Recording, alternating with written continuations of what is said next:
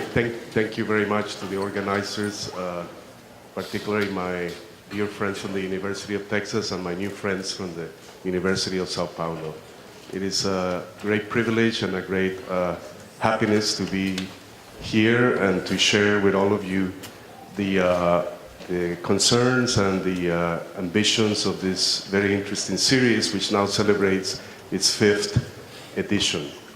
I have to confess right away that one of the hardest things for anyone involved with architecture is to speak about one single project. It is very hard because really one would like to share what one's work, life's work is about in some ways, but at the same time we have to recognize that when one speaks about one work, one really is talking about all the other works. At least that's how I have felt through the years.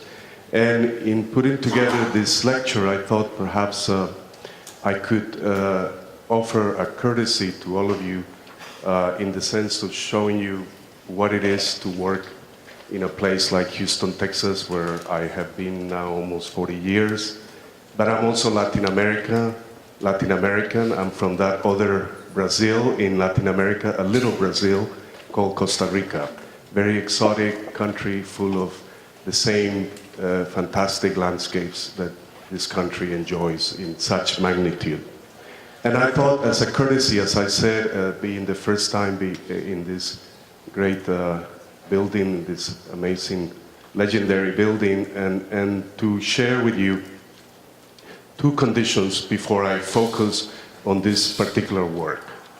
Those two conditions are that in reflecting about one's work, one is also collecting works, and those works are really at the end a kind of narrative.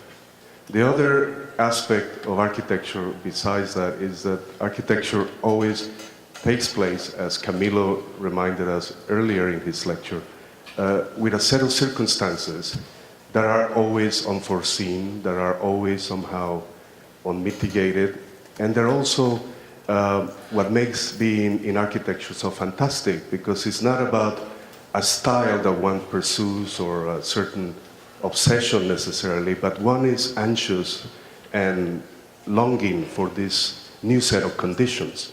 Those set of conditions are the germination of any work.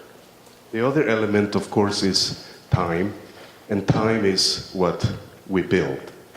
So with those introductions, I'm going to ask for you to allow me to briefly how do I move the... I'll just spend 5 minutes just showing you a little bit of some of those works that have led to this other work that I will concentrate on. And I'll just mention them briefly. They are about circumstances and a moment in time, such as this one here or this one here. My studio is now 30 years old, and we do all kinds of scales of work, but we really try to do almost a project at a time. It is a kind of luxury in a way, but it's a very difficult luxury because sometimes you sacrifice one project and the project you're working on does not go through, and so you have a setback. And so is the risk that one takes. But I wanted to show briefly these projects more to give you a kind of context of the work and the variety of the work, the variety of places where we have been privileged to work in the last 30 years, and continue to do so. This being our last project, just completed last year as a social housing project in Évry, France. And then the second element, as an introduction in this exchange, is that living in Houston, Texas sets up a kind of a reading of architecture that is perhaps understood until you spend time in this city. It is fascinating to speak about time in a city like Houston, because Houston, as you know, is perhaps the city of velocity per excellence, is the most product capitalist city in the United States, in my opinion. It's a city that is built on velocity at the expense of its own future but it's also a city that is quite free because of this imperative, because of this individualistic drive. The city dreams of some future that actually never arrives. That future never arrives because the future that arrives is actually the consolidation and the augmentation of all those things that the city celebrates in its intrepid individualism. The city, as you can see here, is an expanse. It goes on forever. The horizon, which will become a very important element in the project that I'm going to focus on, is present from the moment you arrive in the city. The city goes on forever. It has this abundance of territory that has no limits, unlike, let's say, Los Angeles, limited by the mountains or the ocean or Manhattan, even Chicago. Houston is very much like this. And in its prehistory, Houston is very young. It's only 175 years old. It's not even an infant in the history of a city. But it is already, in this image of 1891, established that which was its present will become its future. And you will see what I mean by that provocative statement, because Houston has always been about this enterprise of expansionism. It is a city of true manifest destiny. It is a frontier city. It is a city that had in its destiny also to measure or to be aligned with the space center, NASA, that you know well. It is a city that has found in all of these consonants metaphors for its own explanation. Today, one of the most fantastic things about Houston, if you see these images, which are 30-something years apart, and you see the incredible potential and the return to that original city of 1891, when the city was contained within this rather uncontained area. And you see what is happening dramatically when in the energy crisis of the late 70s, when Houston used to boast its prominence of energy, and there are many instances where they took pride on raising the price of oil, and it was a city that had imagined that the future was just a repetition of the same day. But we know that if sustainability is going to take possession of a city as immense as Houston, it has to densify. And you see here the effect of that realization and what is happening to our city in the sense of what future this might bring. It is a city that also, besides this velocity and this speed, this total rejection of any planning whatsoever, Houston is the largest American city that has no regulations in terms of planning. Anything can happen. You can see here this residential tower next to a very beautiful bucolic neighborhood that happens because it can be done. But the city is changing dramatically because of this issue of densification. Another thing that is fascinating is that Houston is now poised to become the third largest city in the United States after New York, Los Angeles, and it's about to pass Chicago in terms of population. Now, Houston, as you can see in this, one of my favorite maps ever drawn by that bravado of the Texan, because you know that Texas, if you know your geography, you know that Texas is actually more that size. But it always has claimed this autonomy, this kind of spirit of individuality, so much so that its title is the Lone Star State. And once in California, I remember being at a bar, and I ordered a beer, and I got the menu, and it said beers of the United States, and then right at the bottom there was beers of Texas.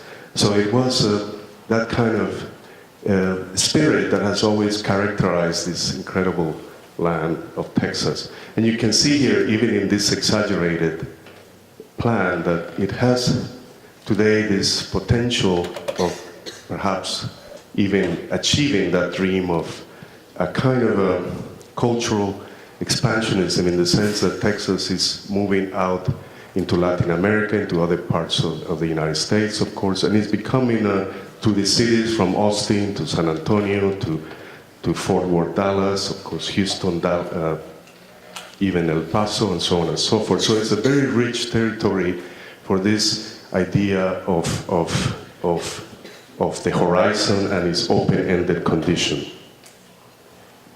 We have been fortunate through the years to work. This is actually the true size of Texas now that we bring it back to its reality. But you see here that Texas is the largest border of any state in the United States with Mexico. So that's a very important condition that affects in many ways the destiny of this place.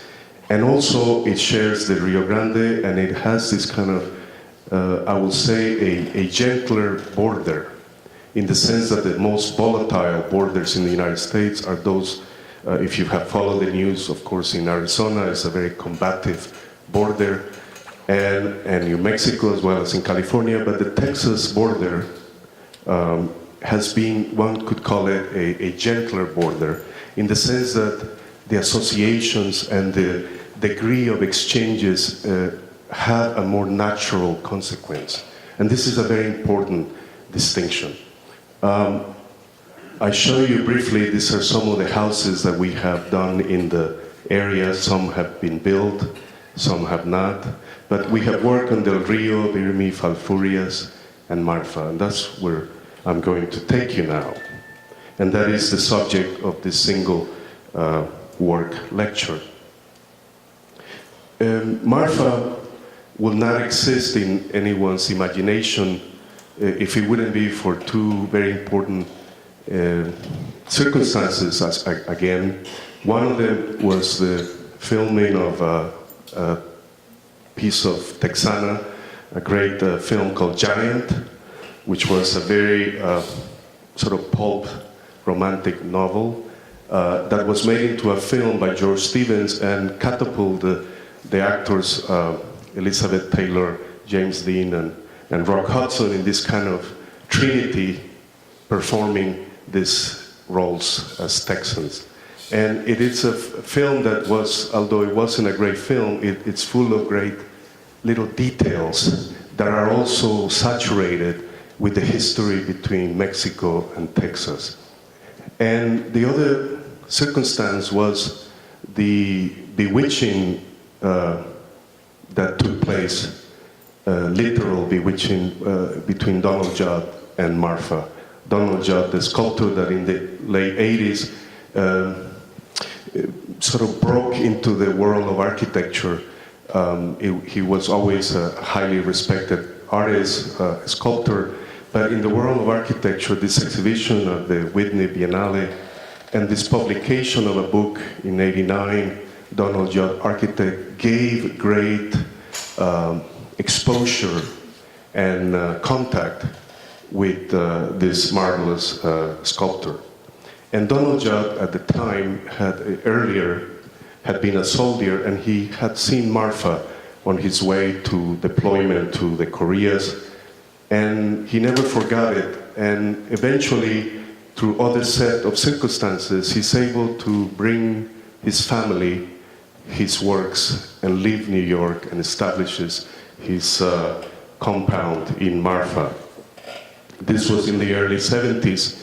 During that time, there was this great interest in Judd, and I was asked to visit the place and to write for a Spanish journal. I actually was going to interview the artist, but he never was available, or he was in a kind of grumpy mood. Apparently, he was very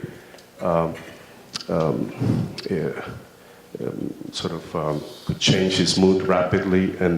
And sadly, I was not aware that during our visit, he actually was diagnosed with cancer. And in fact, he died the year after this article was published.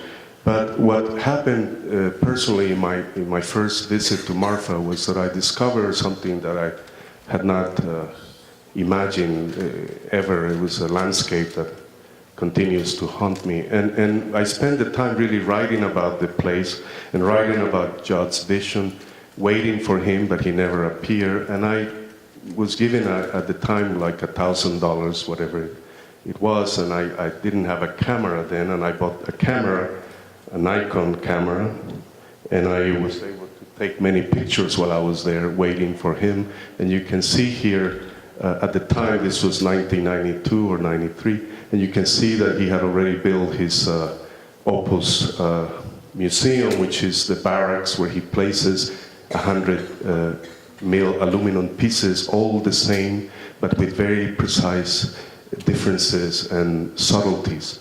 And they're all placed in this enfilade between these two barracks, military barracks, that Donald Judd eventually purchased from the Dia Foundation, and also the sculptures outside. In 1992, the Marfa was a very quiet place, and that's why Judd loved this place. There was no one there. The art world was far away.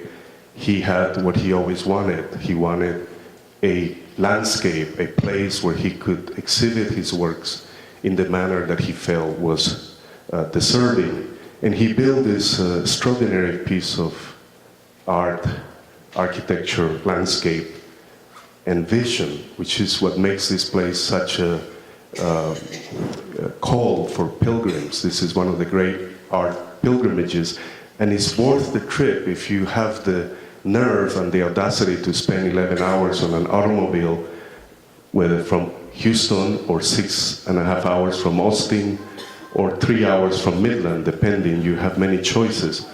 But I did the 11-hour drives many times while working in projects here. But you can get the sense of this incredible vision that Judd had to relate his artwork to this larger consequence of not only the former barrack, the military barrack, but also this larger landscape that he transforms in the most ingenious ways, because they're so elemental, but elemental in the sense that they are redemptive and transformative. When I was writing about Judd for that journal, I kept thinking about this set of words, not necessarily in this order. You can, like an abacus, you can move them around, it doesn't matter. You could speak about the vastness of stillness. You could speak about the light of time. You could speak about the remoteness of distance, perhaps the sharpness of light, perhaps the vastness of distance, and so on and so forth, to the point that the words themselves evaporate, they disintegrate, because what begins to dominate is this kind of setting, where it no longer matters to measure even time. And for that matter, what is architecture, as I said at the beginning, if not a device to measure time?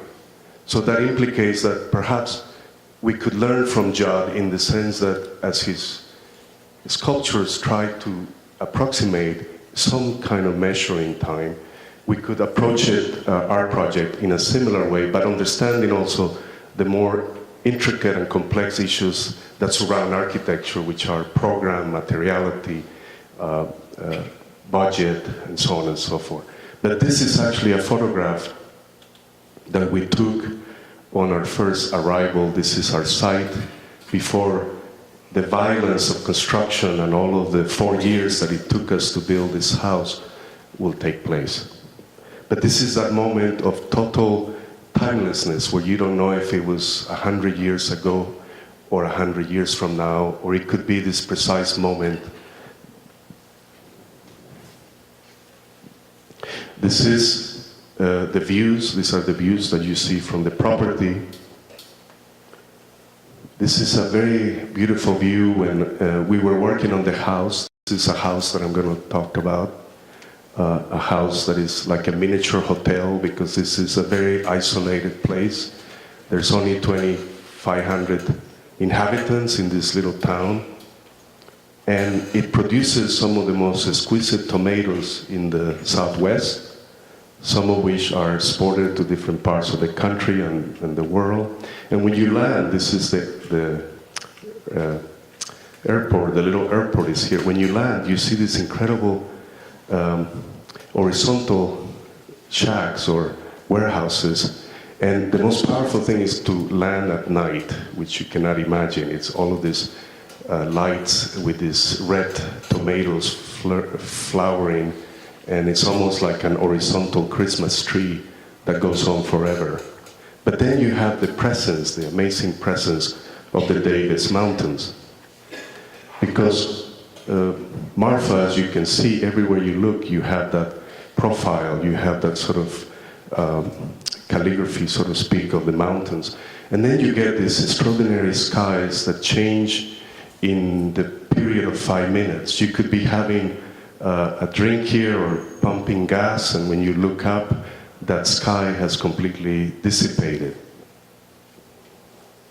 What we have to remember is that Marfa sits on 5,000 feet above the ocean. It's a desert, it's part of the Chihuahuan Desert, and it's another one of those moments where landscape and region and country and another country lose their borders, because the Chihuahuan Desert is immense and it borders both Texas, parts of New Mexico, and of course northern Mexico.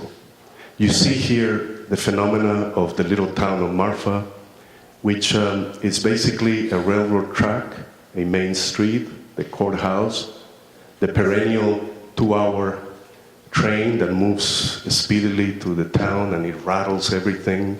And it works almost as a kind of I always describe it like a campanary, like a bell tower in a small town where you know when it's 2 o'clock or you know when it's midday. The same happens with the train. Every 2 hours, in a very diligent and obedient way, it comes through the town and it creates this incredible turbulence.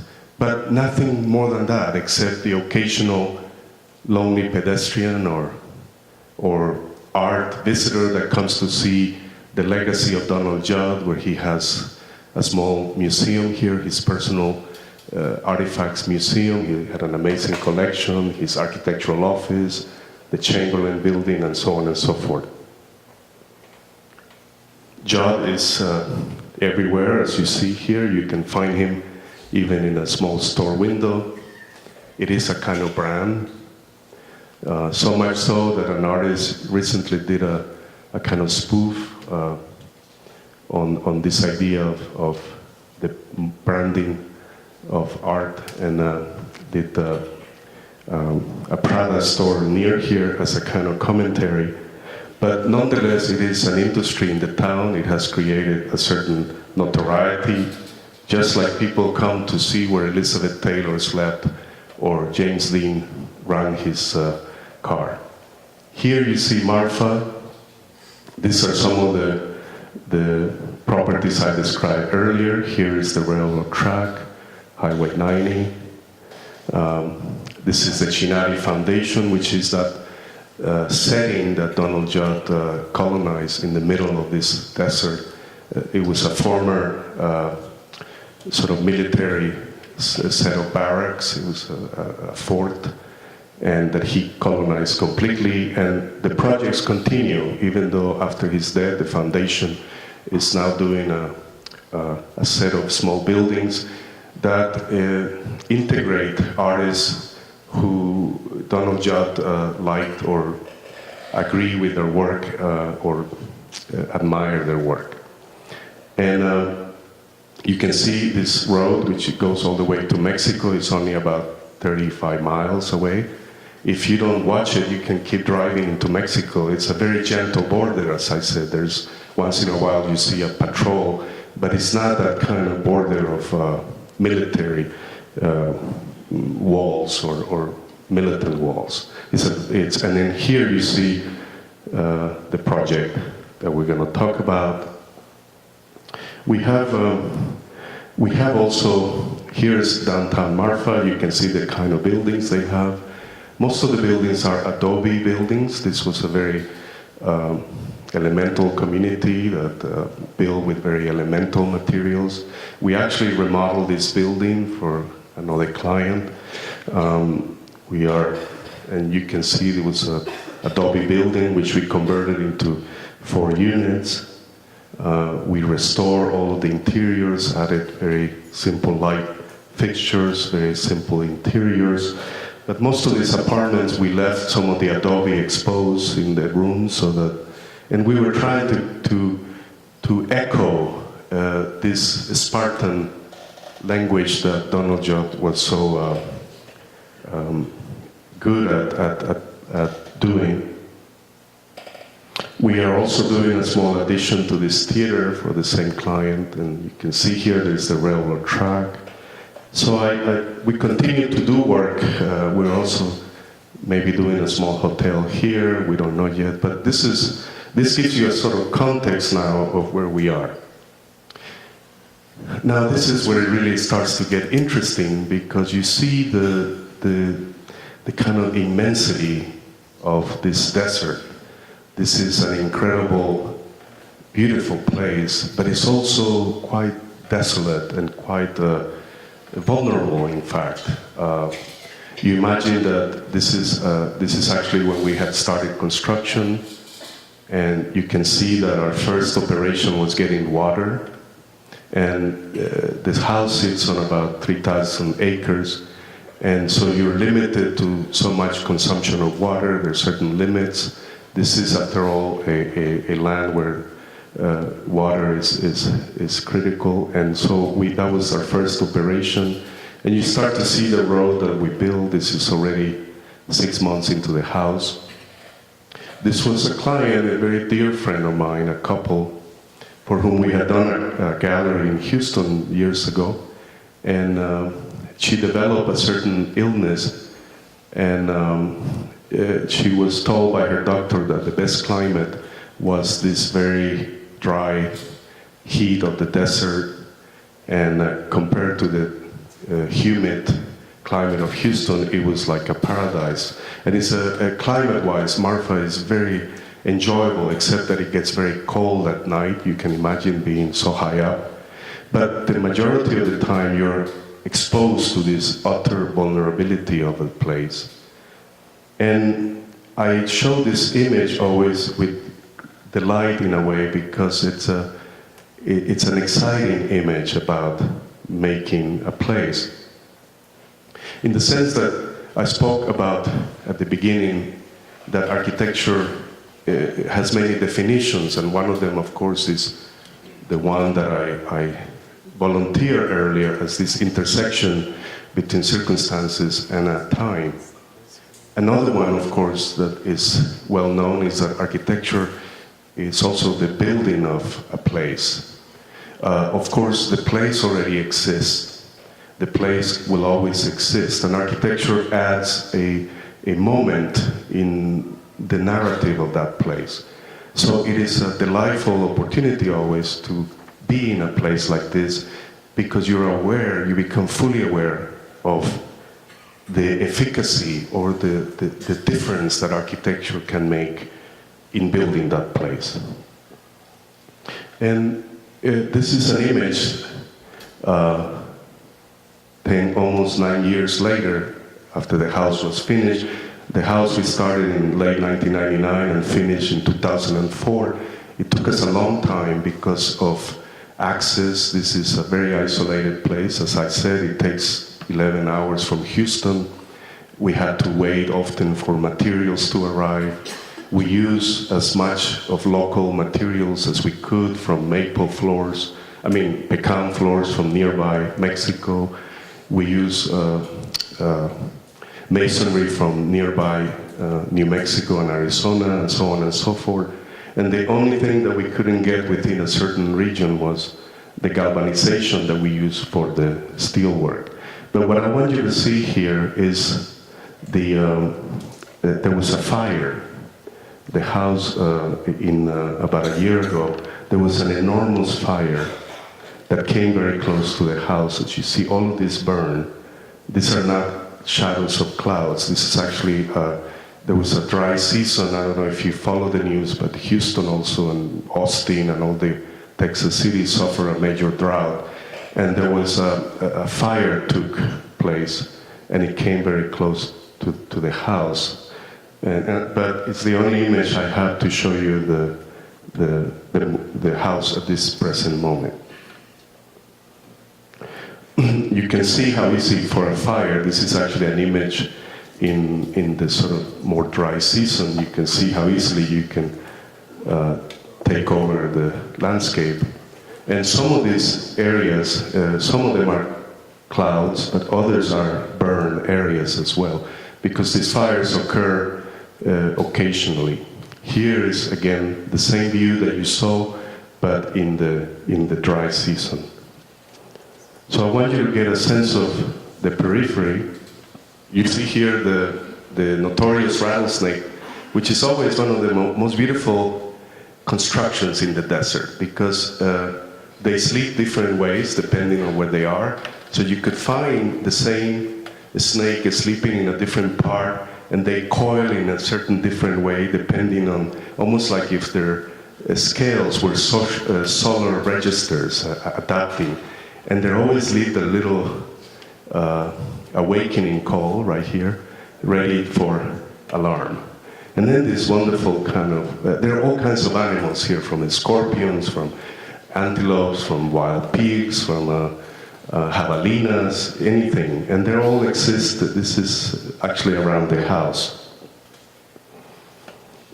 And here is a view of our light force.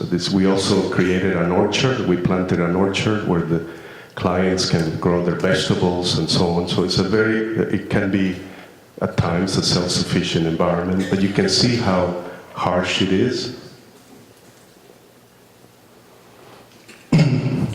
This is early on in the design. This is an early sketch where we were trying to figure out how does one establish this place. The making of place in terms of architecture, it's constant. It begins even in the imagination, so that making a place begins sometimes in the conversation between a client and an architect, or it begins in a memory, or sometimes it begins in a film or an image. There are many ways to start that making of place. It doesn't matter, you can be in the future, in the past, in the present. And in this search, one of the things that was so important for us was how to create a house that has to endure the most incredible inclemencies of nature. You have winds here that are very fast, very violent at times. You have snowstorms, you have freezes, you have a degree of glare from the sun that is very intense and often blinding.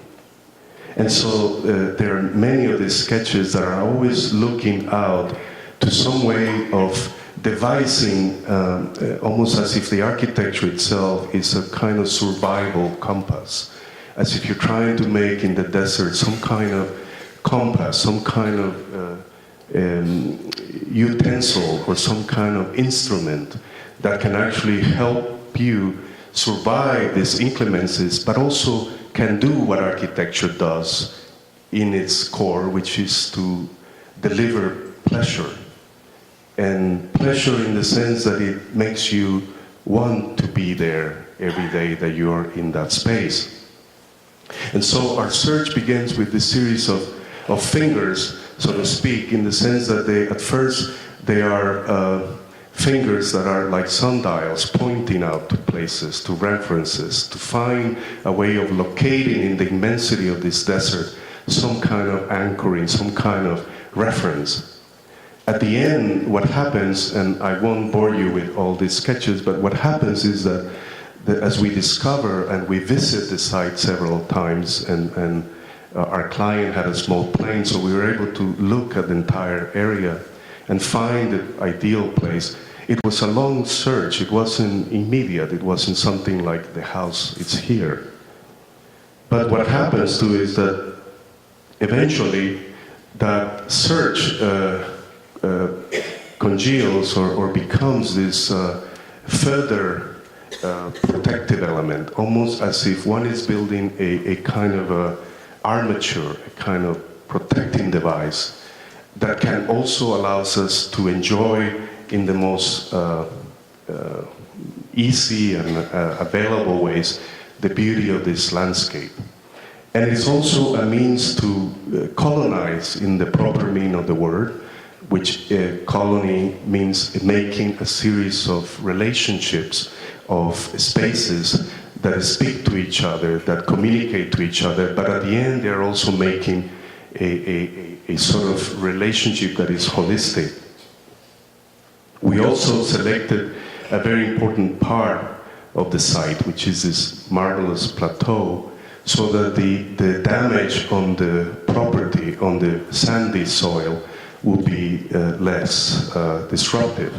So we place it here, we place it at the house also in a certain orientation so that the winds and the architecture itself protects with this kind of windbreak, so that the wind can actually pass over the house in certain areas to protect this kind of population of trees, because there was not a single tree in this property. I don't know if you noticed in that aerial image, there was not a single tree, and we started planting them from 2001 all the way till the house was finished, and we started to plant them to create not only refuge and shade, but also to create texture, color, breezes, and so on and so forth.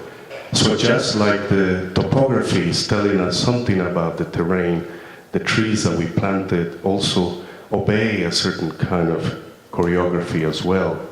You can see here that there's the driveway, the parking area, which is truly a parking area because you don't get here by walking. The clients have an event and 50 different people come, so we needed to have lots of area to park. And then there's a series of courtyards, garden spaces, open rooms. But the house is only one width. It's a very rigorous 26 feet in width, and it goes the entire length. And it is, again, like this instrument, this compass, oriented towards the mountains, the David's Mountains, and you will see why, oriented towards the mountains again, the interior courtyard, the more private courtyard, the more public courtyard, and so on and so forth, with the porches, shade, and so on and so forth.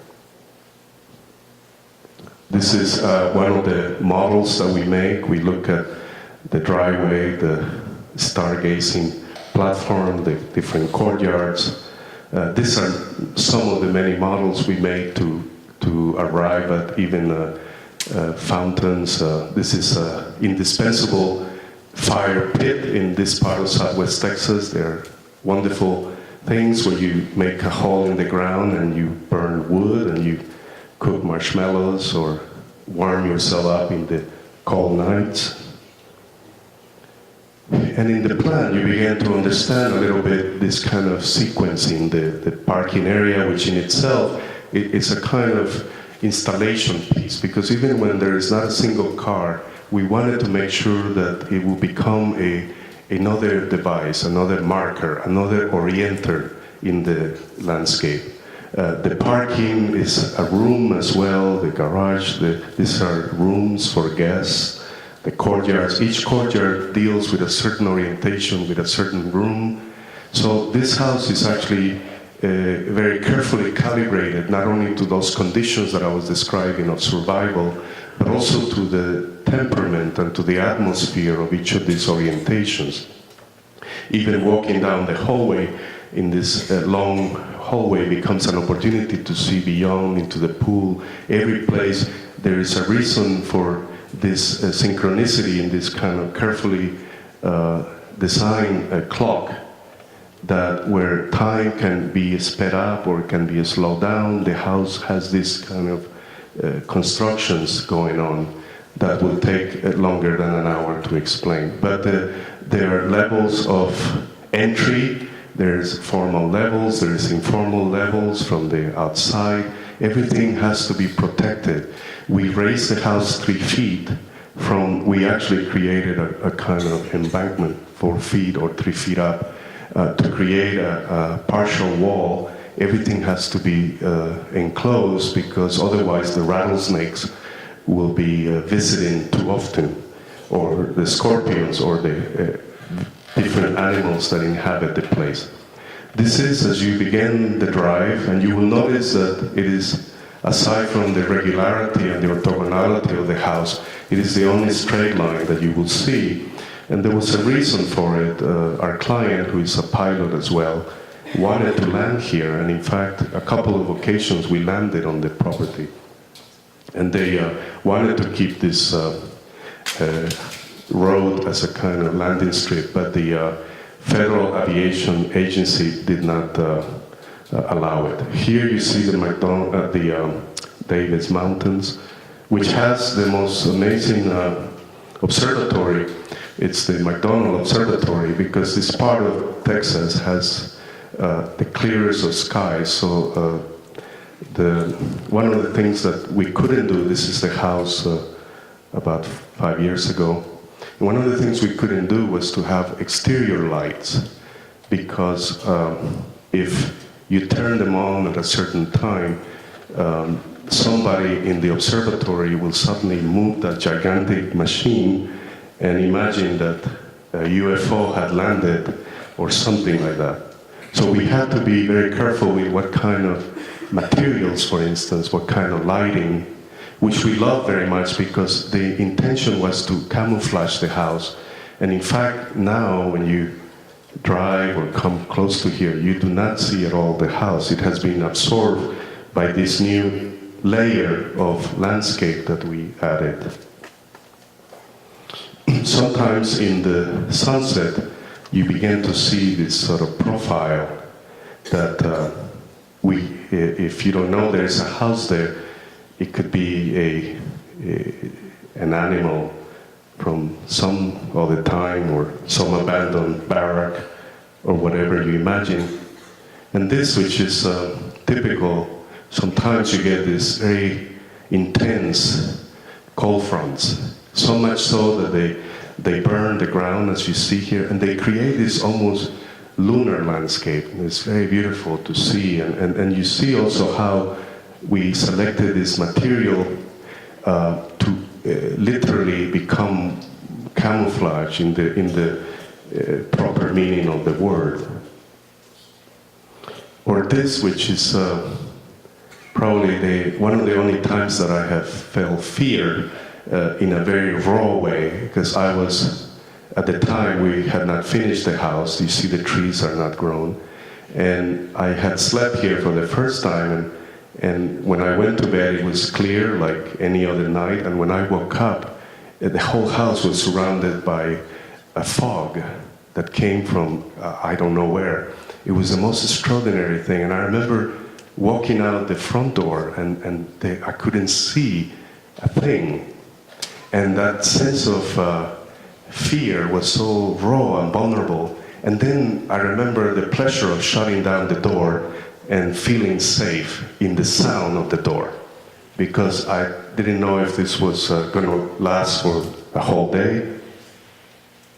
But it is this kind of landscape that invites the architecture then to partake of this dialogue, so that every element, even parking your car, becomes an opportunity to understand this measure in the landscape, or going up into the what we call the stargazing area, which is a place where you can sit at night and watch the constellations, because you can see everything. The roofs themselves become also artificial horizons that allows the viewer to measure his or her position in this infinitude of space. And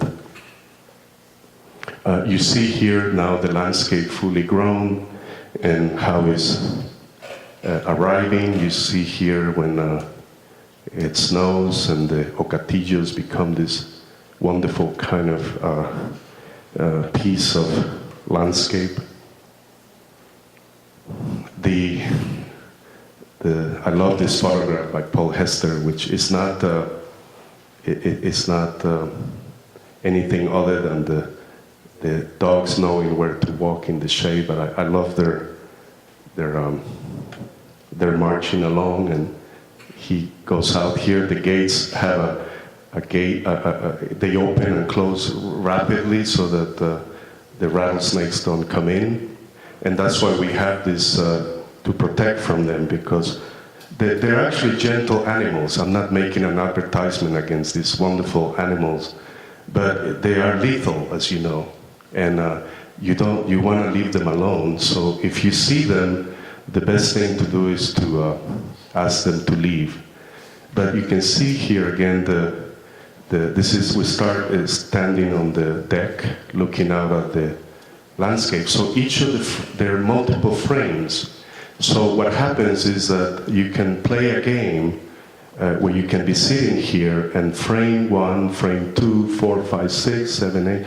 There are multiple frames can suddenly shift and change in the period of 10 minutes or even half an hour. So you get a constant display of these incredible atmospheric reactions. Or as you see here early in the morning, what I was describing, how the roof, the galvanized pre-weather galvanon becomes a kind of artificial horizon as well, or it's one of the other frames. The clarity of the place is that the moon never leaves. You're so high up, it's like not as high as the Atacama Desert in Chile, but it's a very high up place. And the observatory, if you visit the Davis Mountains, you can go to the observatory and they actually give you a display of all the constellations. You can see them. And from here, you can see them at night, practically every night, unless it's very clouded. You also get these incredible storms, as I said, that move very rapidly, but they're very forceful. This is the parking area that I was describing, so that even when there are no cars, it becomes a kind of a work with these granular pebbles held by these poorly placed concrete rings, so that they're contained and the wind doesn't blow them away.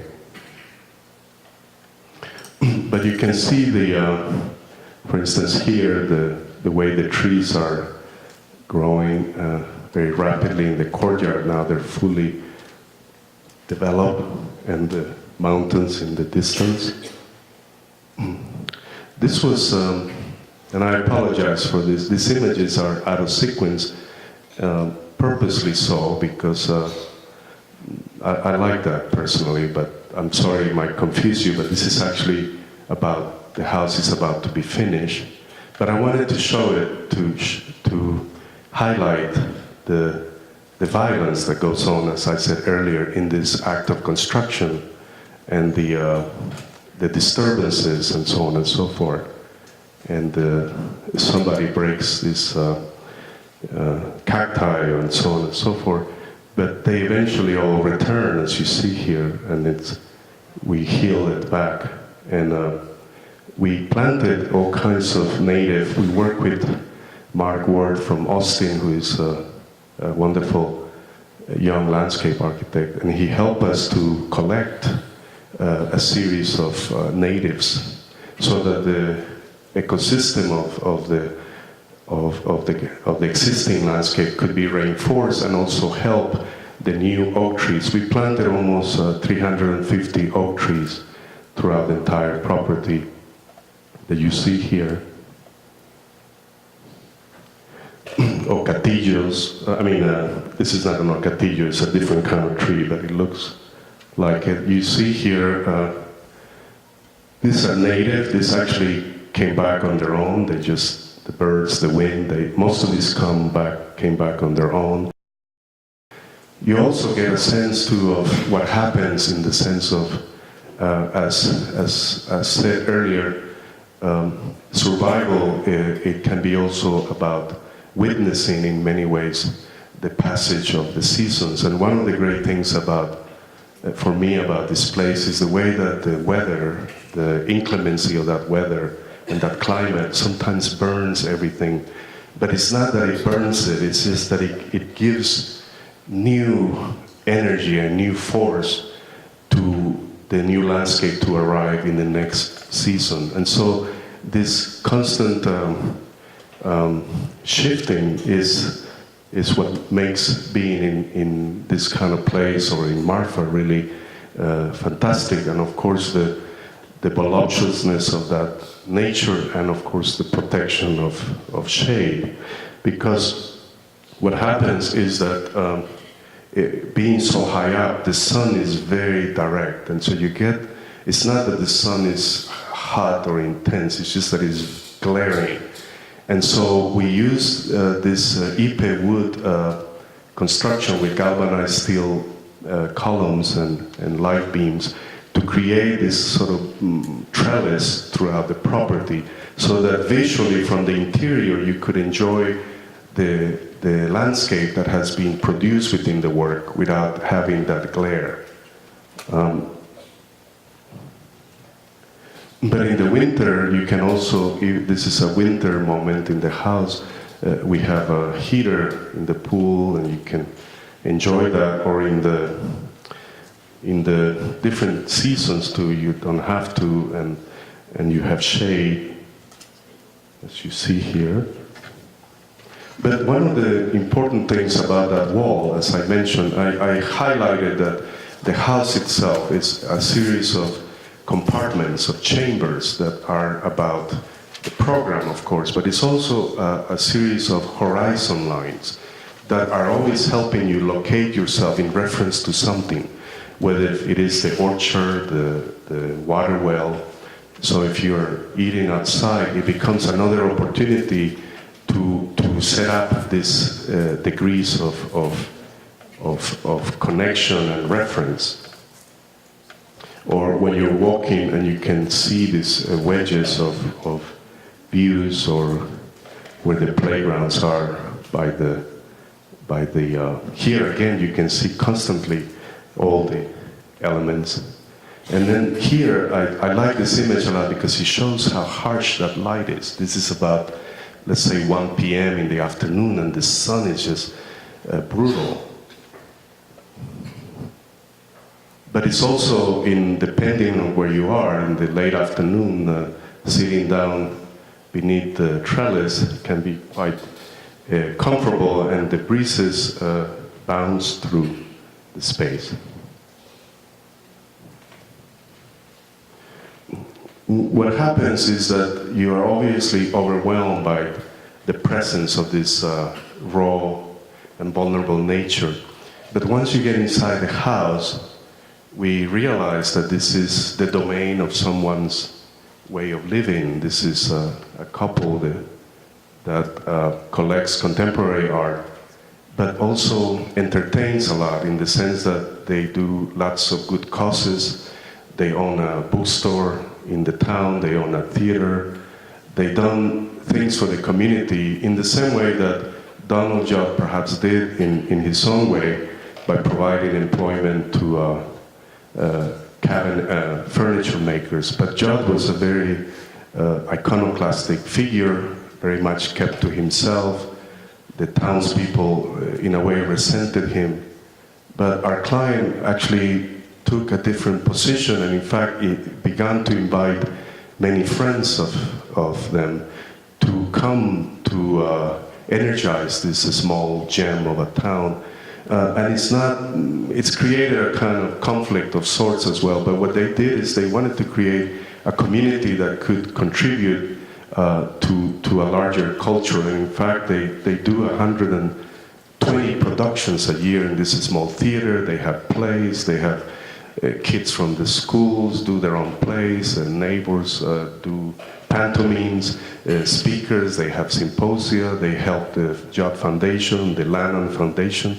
There's several foundations that reside in Marfa, and so they entertain a lot, and the house is used as a kind of place of meeting. The library is meant to be a research library. The dining area or to the kitchen, but you can also see here that even with all that trellis, with all those elements that we use to combat and to alleviate, ameliorate the light, still is necessary to protect from that light.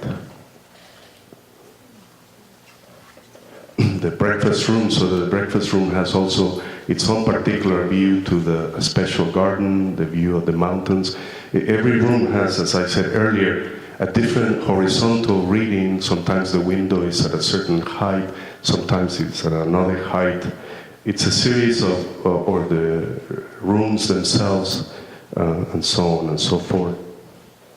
Even the bathrooms, for instance, which are obviously private, each of the rooms, attached to each of the rooms, we wanted to still bring light and view, even though you couldn't have a view at body level. So we made the rooms quite high and allowed these windows that are actually quite beautiful windows that unfortunately the photograph doesn't do justice, because they're so high up that what you're constantly seeing is this, it's like a kind of Jenny Holzer piece where instead of words, what you're seeing are clouds or things moving through, and in this horizontal kind of manner.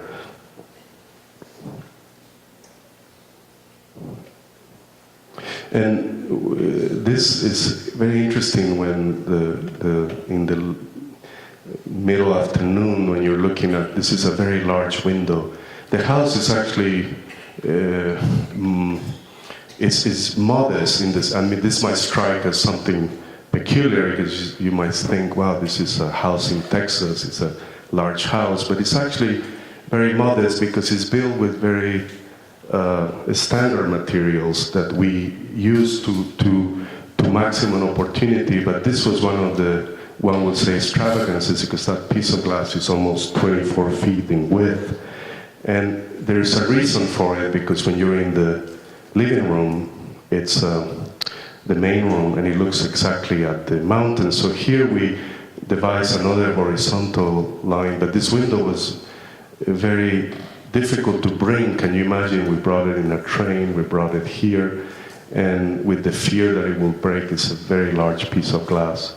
But it was there for this sort of panoramic work of the living room.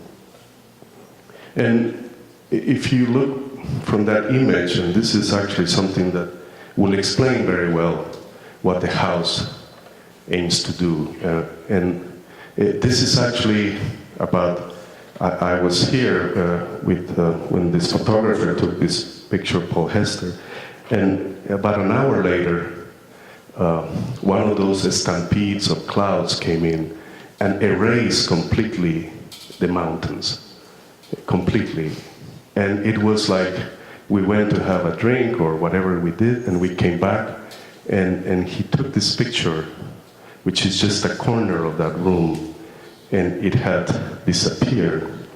And unfortunately, he didn't even have time to photograph what happened next, which was that the train line comes through here from Marfa, and that train line goes from New Orleans all the way to Los Angeles. And as I said in my introduction, every 2 hours. And that train appeared for a very quick moment. He didn't have enough time to load his camera. This was before he had a digital camera. And so I have to take this image, which is from further back, of what happens. You see the train. So you have for a moment, as architecture is about the imagination, it's also about imagining being there.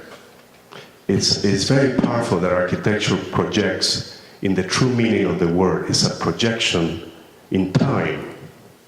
But it's also a projection that we can make by remembering. And so you must recall for a moment the power of that momentary silent line moving across that horizon. And I remember when we were there, we both sat there kind of mesmerized by the ability that architecture has to make you forget architecture. And that is something that I learned from a very wise architect called Aldo Rossi, who still is as contemporary as any architect, because he spoke about architecture always as this kind of theater It's very different when architecture becomes theatrical. That's something we don't want any of you students or colleagues or anyone to fall into. But the idea that it's a theater for life and for all these amazing things to happen. So what do we do? What are the approaches that we use in our architecture? Are simple in the sense, but very complex, in the sense that what we worry about in my studio is to make this container. We often don't know what that container is yet made out of because we don't yet have the precise budget, we don't know all the circumstances, but we can imagine something. And this is where architecture today has more future than it had ever been imagined for it. I don't invite students particularly to think about the demise of architecture. That will be like speaking about the demise of love or bread or all these things that make our being in the world so necessary, but so essential, because if we don't design that container without thinking about what might happen or what might it contain, then we're not measuring up. And with that, I want to thank everybody for your attention, and again, all the sponsors for this opportunity of being here and sharing our work. Thank you very much.